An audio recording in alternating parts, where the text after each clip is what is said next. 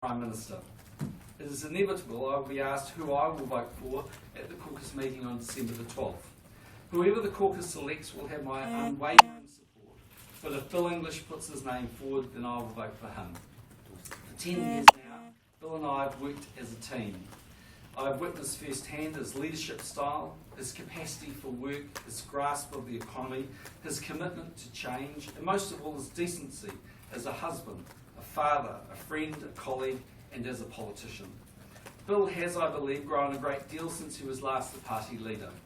15 years on, he has more experience, and the party and political cycles are quite different. I believe that National, under Bill's leadership, would win the election in 2017. This is not the time to thank all of those who made the past 10 years possible for me. Nor can I stand here without acknowledging Brona, Seppi and Max, who have sacrificed a lot for me to be able to do what this job demands. No person in this role can succeed without the support of an enormous number of talented and dedicated individuals. I thank my deputy, Bill English, the cabinet and caucus for their loyalty and energy, and of course my wonderful staff, so well led by Wayne Eggleston, who's done more than I could ever hoped or expected. I also wish to thank and acknowledge our support partners, ACT, United Future and the Māori Party, without whom the strong and stable government we have delivered would not have been possible. I have no doubt my successor will look to build upon these relations. Last but not least, I wish to put on record my everlasting gratitude to the people of Helensville for electing me and to the New Zealand public for the support, faith and encouragement. It's been a privilege to serve you all. I've always believed that the test of a good Prime Minister is that he or she leaves the country in better shape than they found it.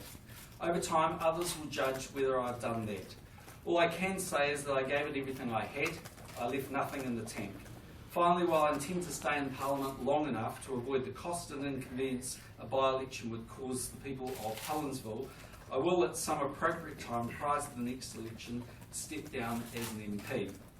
On that day, I shall walk from these buildings for the last time, a richer person for the experience and privilege of being here, and hoping and believing that New Zealand has been well served by the government I led. Questions? Prime Minister, this is obviously quite a shock for the country. How quickly did you make this decision? I mean, when did you know? Yeah, so I've been mulling over the decision for all of this year.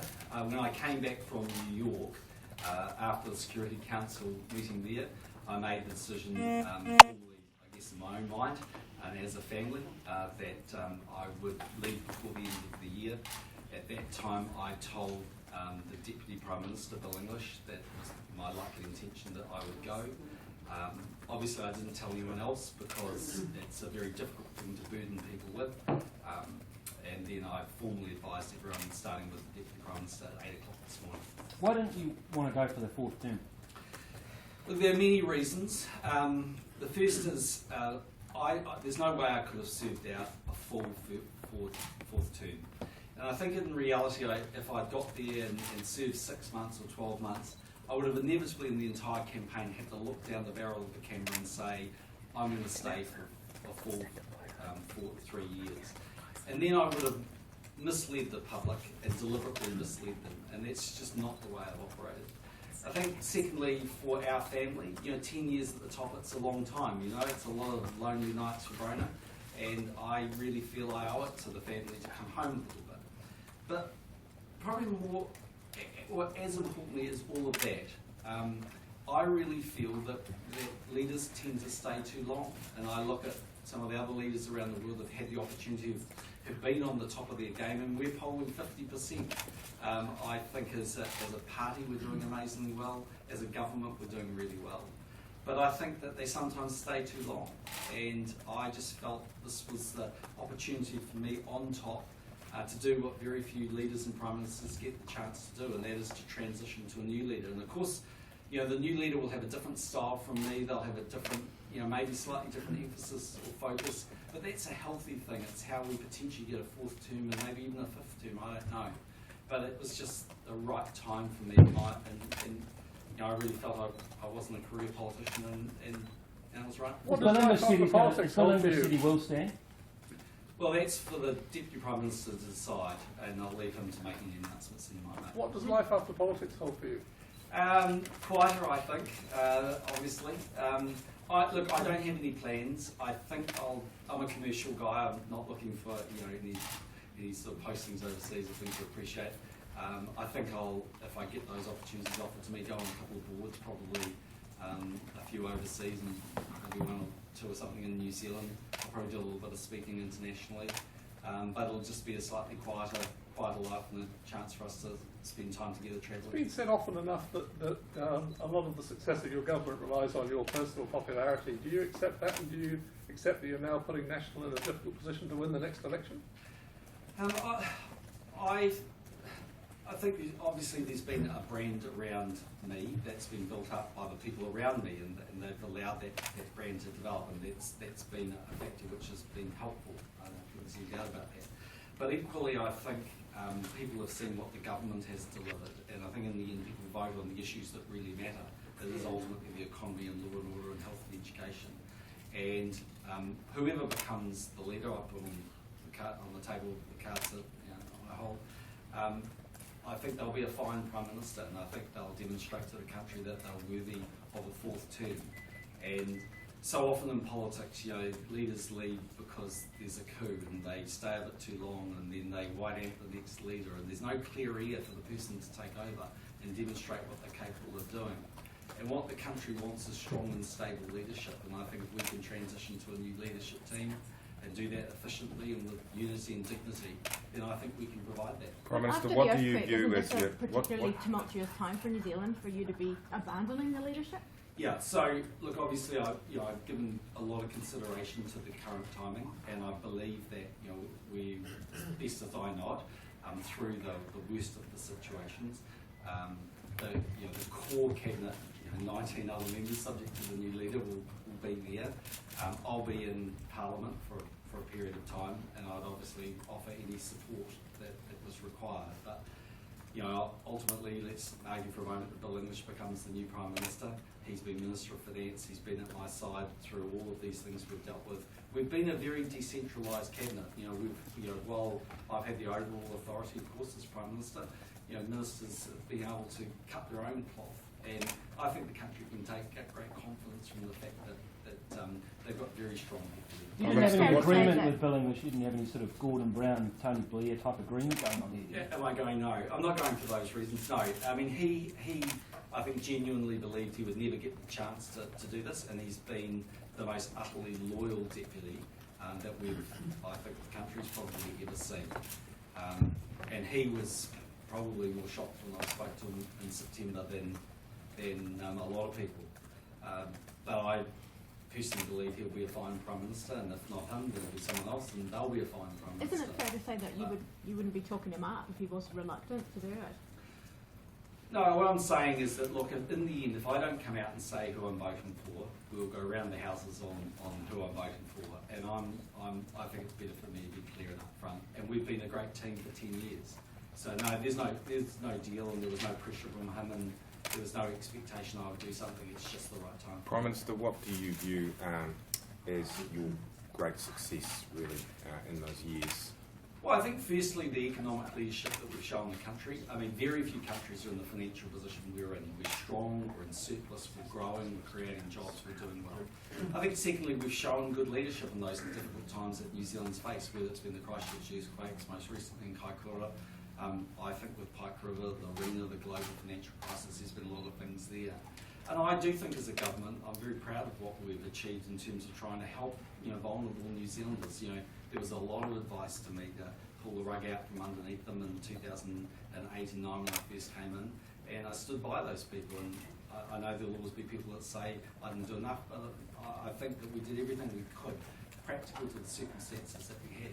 What do you think the competition for the top job will do to the unity within Cabinet and caucus? Look, there's bound to be some competition, whether it's either the number one job or the number two job.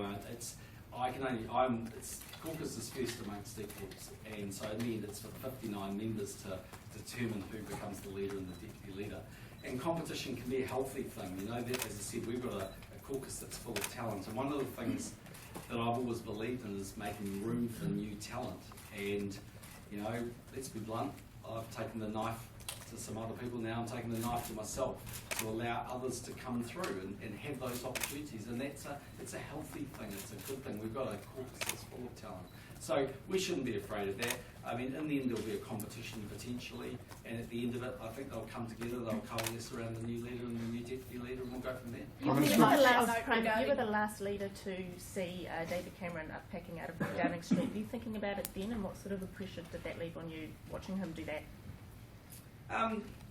Well, I've certainly seen lots of leaders leave, probably not on their own terms. And by any definition, I'm leaving on my own terms. It's nicer when you leave on your own terms. It doesn't make the conversations I've had this morning any easier.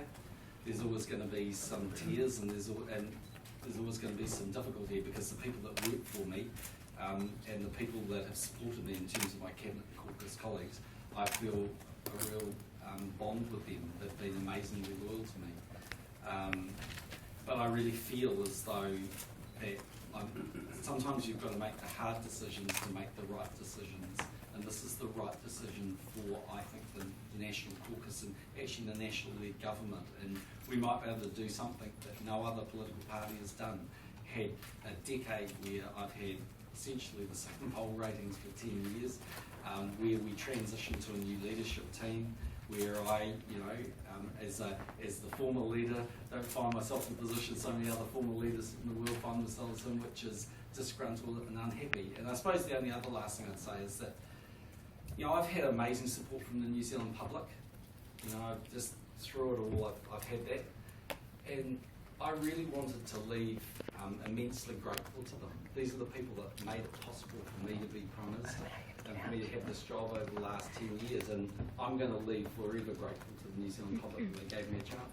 You're talking up the next government as a strong and stable, predictable government if it's national. But how do you think the public will see this now when you're throwing the caucus into a leadership challenge? Well, they'll see it as change, but I think over time, change can be a very healthy thing, and they know those individuals. And yes, look, whoever the leader is, inevitably is probably going to have a different style from me. But that's one of the good things. Every leader brings their own different way of doing things, and their own nuances, and their own perception of different priorities. And that's what gives the government a chance to win a fourth term and a fifth term. That when we go into the election, that people see them as a little fresher, a little different, a little more interesting. And I think one of the reasons why governments fail at that fourth term hurdle so often is that the leader never wants to leave. Everyone says, I've seen all this before, I've seen the video, and it's not new. And this is the chance for us to demonstrate a newness about us. Now, of course people will say, well, if Bill becomes the leader, he's been there a long period of time, but not as Prime Minister, and that's what makes it new. Prime Minister, what happened in Prime Minister, what happened in New York to sort of spur this? Was it the fact that you'd obviously reached a high in terms of the Security Council, and also the fact that the TPP was clearly looking like it wasn't going to happen? Well, I think, look, there are always going to be some regrets, and one of them is that we didn't get TPP over the line. And hopefully we'll at some point in future administration. We'd gone away to Hawaii before that, and to be frank, Rowan and I had a pretty long discussion about it. I said to her, look, maybe we'll just take one last look at it when I'm in New York. You guys did all ask me in Q&A and in the nation whether I'd absolutely stand for a fourth term and for a full fourth term. And one of the things I said to Bronagh on the way home is I said, look, I just don't feel comfortable looking down the barrel of the camera and not being honest. And if I'm going to stay 6 months or 12 months, I run the risk of doing what happened to National in 96 to 99, that there was a change of leadership quite shortly afterwards that destabilised things and it left the party in much worse shape. And I honestly don't think on a family basis and a lot of other reasons I could commit for much beyond the next election. So I've got no option but to do it now. Now's the right time to do it rather than I've come too far to mislead the public. Because I asked you. Sorry. Did Bronagh give you an ultimatum? No, she's been amazingly supportive, and if she wanted, look, if I really want to stay for a fourth term, she would back me. But I just feel, look, it's been a decade of a a lot of nights home alone for her, and time is the right time for me to come home. Because Prime Minister, I asked you directly there, whether you would see out an entire fourth term. Did you find it difficult to answer that question the way you did at the time? Yeah, I just thought, look, inevitably I'm going to be dogged with that question the whole way through, and I spent a little bit of time thinking, okay, if I say I'm not going to stay for the full 3 years, then I'm a lame duck leader, and the entire campaign will be spent talking about who the Prime Minister is going to be after that. If I'm not honest, then I mislead the very people who are making me Prime Minister, and I don't feel comfortable about that. So in the end, now is the right time. Isn't there a danger that you've now levelled the playing field for Labour and the Greens in going into this election? I'm not so convinced. I think that in the end, the public will vote for the leadership of the country that they believe will deliver what is important to them. And I do think that it's a national-led government. I believe in everything I've said. I think Andrew Little believes in being more left-wing, and I don't knock him for that. I appreciate and I understand that's his perspective, but he is going more left. The centre ground is very open, and there's a scenario here, and I may be proved to be right, and I may be proved to be wrong, but there's a scenario here where with fresh leadership and with the policies that they'll inevitably bring into the election, that National could get 4 terms, it could get 5 terms, it can do that, but it needs a refresh, and we're starting that refresh today. Prime Minister, What's looking your ahead at advice for the your sorry. Oh, I think back your instincts. You operate as Prime Minister not with perfect information all the time. It would be great if you did, but unfortunately hindsight has taught me that things evolve, and as stories evolve, there's always information you didn't find out straight away and you didn't know. But I think most of all, the public are amazingly forgiving of all of that, as long as they look in your eyes and they believe you. And I think particularly television shows your heart, and I think in the end, if you're trying to do the right thing, they'll cut you a lot of leeway. Prime Minister, just looking at the political landscape ahead for a fourth term, as you would have done, did the prospect of having to share power with Winston Peters in a different kind of arrangement, was that, and I'm asking you honestly, was that part of the mix, that it might not have been John Key with a pretty easy majority, it might have been John Key with a tricky one? Did that play a part in it? I genuinely think no. I think in the end, Parliament's a place that's combative, and look what's happening in the US. On the one hand, you've had Mitt Romney, Donald Trump calling each other all sorts of names, and all of a sudden they're dining together and talking about what might happen. So, is it possible I could have done a deal with Winston Peters, and Winston Peters could do a deal with me if I was the leader? Yes, I think it's possible. And in the end, political parties, in my experience of being around here, are pretty much grown-ups. They know that every 3 years we have an election, and people don't want to go back every 5 minutes because they can't put their differences to one side. So I think it would have been possible, but frankly, I've had great majorities over the last 3 years. They've been obviously minority governments, but they've been pretty close to the end. It's been easy. But my question wasn't whether it was possible or not. It was whether you would have enjoyed it. Whether you would have enjoyed it after those great majorities. I might have, but it's not something I'm going to be testing. What would you wish you could have done that you didn't?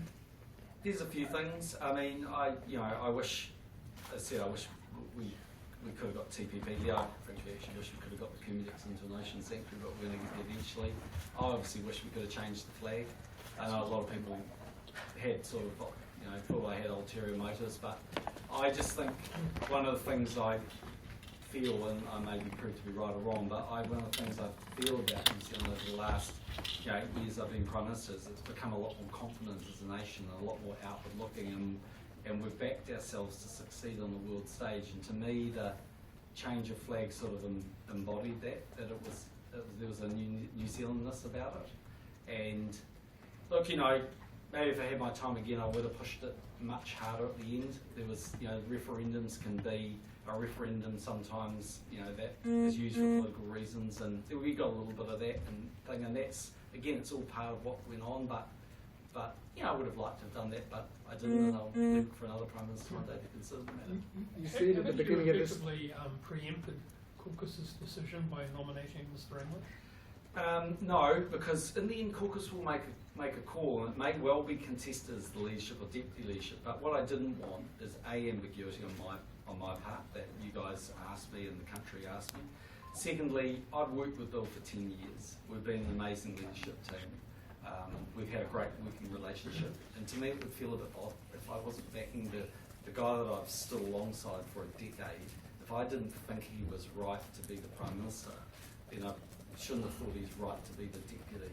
And I do. I feel really strongly that, yeah, things are a lot different back than they were probably in 2002 when Bill was last leader.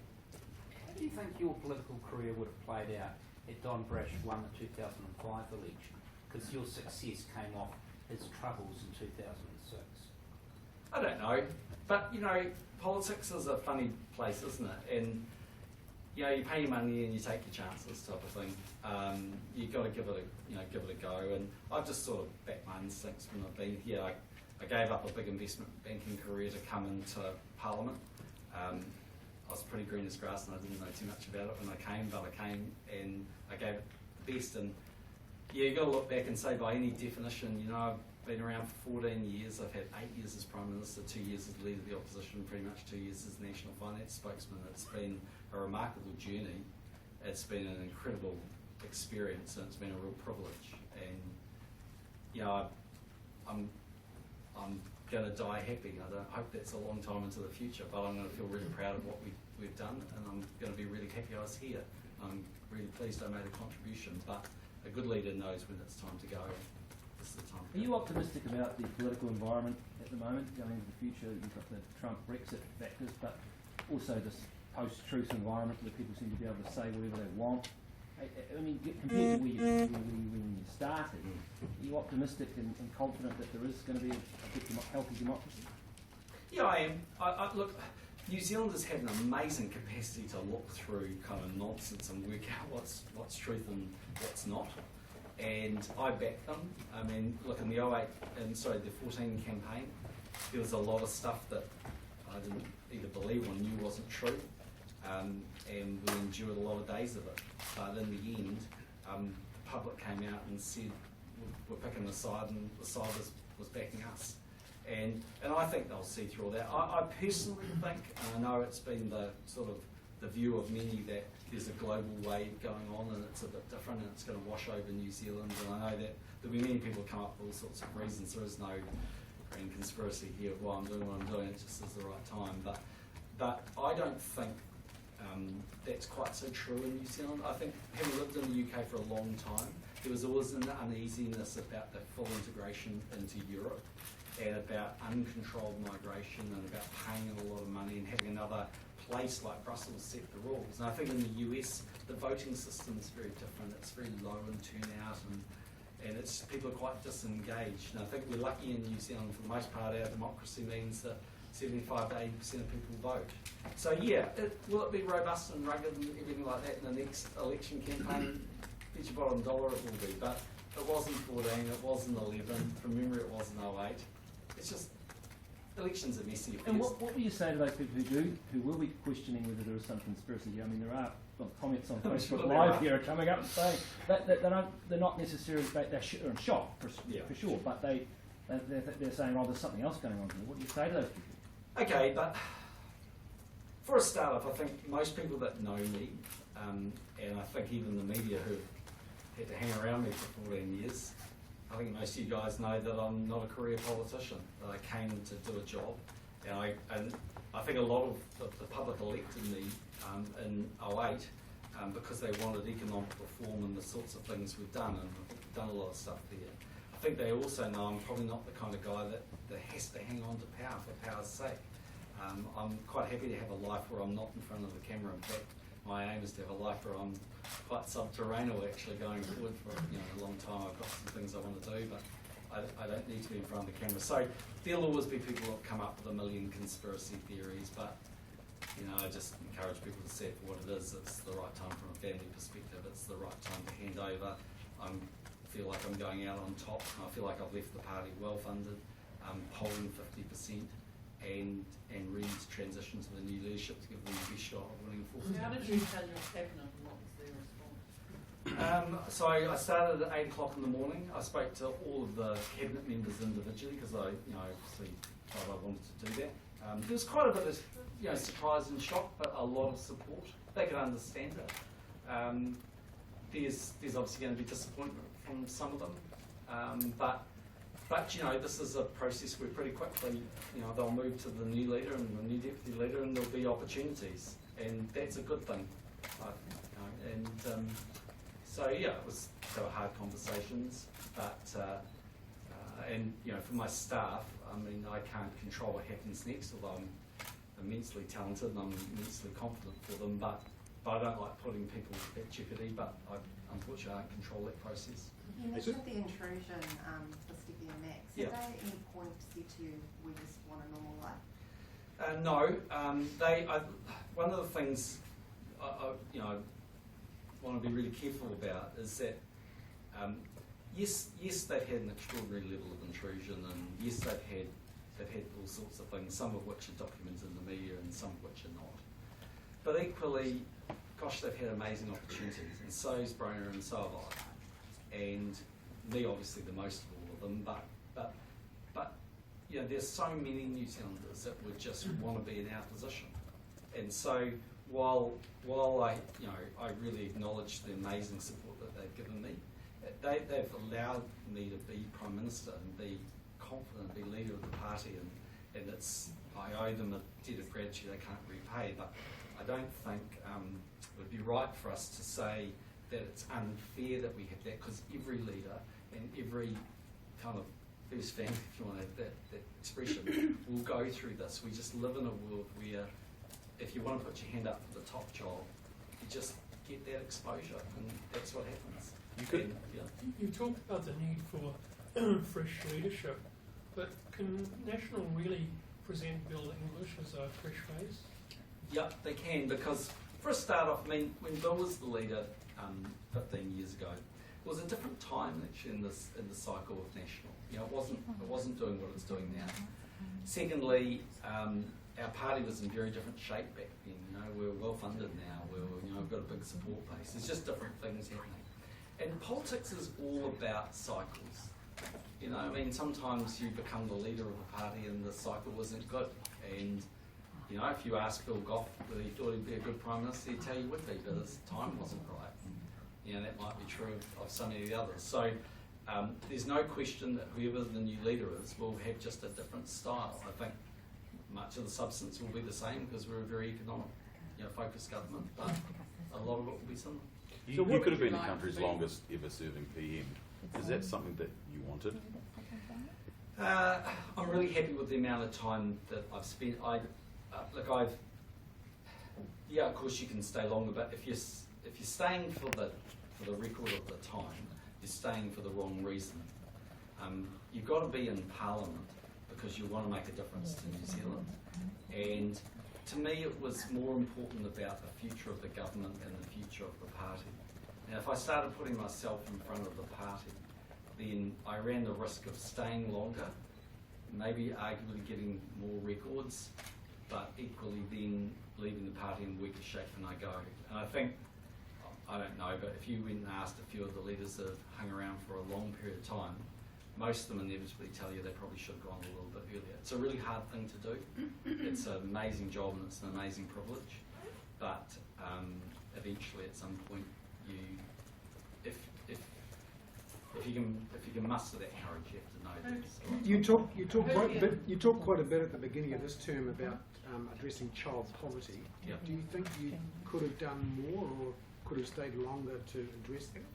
Well, I think as the economic opportunities allow, there'll be more that we can do in that space. But I really think one of the big things that we're doing, which is really around the investment approach and all the cross-agency activity, is making and will over time make a huge difference. And the work that Anne Tolley's doing now with the Ministry for Vulnerable Children and the likes will have profound effects on those who are the least well supported economically in our society.